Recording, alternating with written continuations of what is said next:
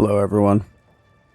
This is something new I've wanted to bring into the rhythm of my philosophical content. Raw gameplay from whatever game I'm currently playing, accompanied by thoughts about life that emerge while I'm immersed in it. Lately, that game has been Echoes of Aincrad. The game has its flaws. Most games do. But sometimes the game's value isn't found in its mechanics. Sometimes it's found in what it represents. Like the anime that inspired it, Echoes of Aincrad is built around a simple but powerful idea. You only get one life. Lose it, and that's the end of your story. Of course, reality isn't identical. We don't have monsters hiding beyond city gates or floating castles hanging over our heads. But if you look closely enough, the underlying truth is remarkably similar. In both worlds, there is danger. In both worlds, there is uncertainty. And in both worlds, there is only so much time. You can remain in town where it's safe. You can avoid the wilderness. You can avoid the risk. You can spend your life protecting yourself from failure, rejection, disappointment, and loss. And there's nothing inherently wrong with that. Safety is not weakness. Comfort is not sin.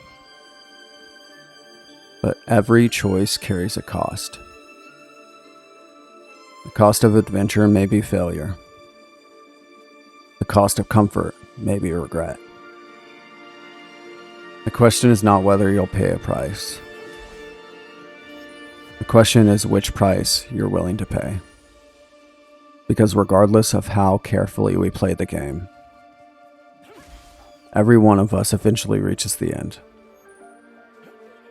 Mortality is the one boss fight nobody skips. And strangely enough, I think that's a gift. The realization that life is finite shouldn't fill us with anxiety. It should fill us with clarity. If your time is limited, then your attention is sacred. If your days are numbered, then every day has value. The awareness of death doesn't diminish life. It gives life meaning. It forces us to ask, what is truly worth my time? What am I building? Who am I becoming? For a long time, I was working a job that was safe. The pay was decent. The people were great. I had stability. I had comfort. And slowly, without realizing it, I stopped growing. I wasn't learning new skills. I put school on hold. Then I kept it on hold longer than I ever intended. I still had goals. I still had dreams. There was no urgency behind them. I convinced myself there would always be more time. Then life reminded me that time is never guaranteed. Someone I loved passed away. And in the silence that followed, I was forced to confront something I'd been avoiding. One day, my story will end too. Not today, not tomorrow, but someday. And when that day comes, I don't want to look back and discover that I spent my life waiting for the perfect moment to begin living it. That experience changed me. It felt like standing inside the starting town and realizing I had been there for far too long. The gates had always been open. I was just afraid to walk through them. I convinced myself there would always be more time. Then life reminded me that time is the one resource we spend without ever knowing how much of it remains. So I made a decision. I would stop waiting. I would stop hoping someone else would clear the path for me. No one is coming to beat the game on my behalf. No one is coming to live my life for me. The responsibility is mine. The risk is mine. The journey is mine. So, I stood up,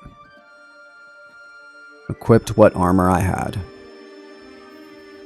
picked up whatever weapon I could carry, and stepped beyond the walls.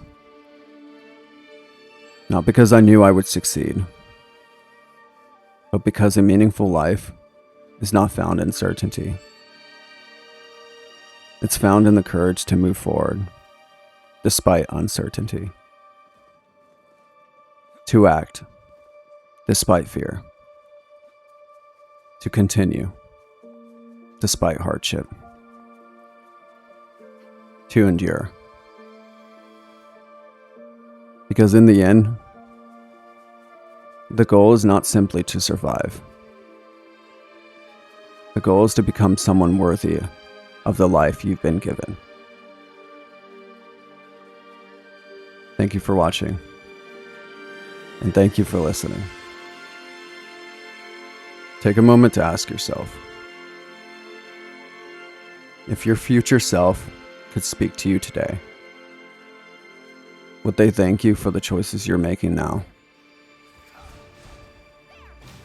Live a life they would be proud of. Endure. Reflect. Rise. Until next time, I return to my citadel.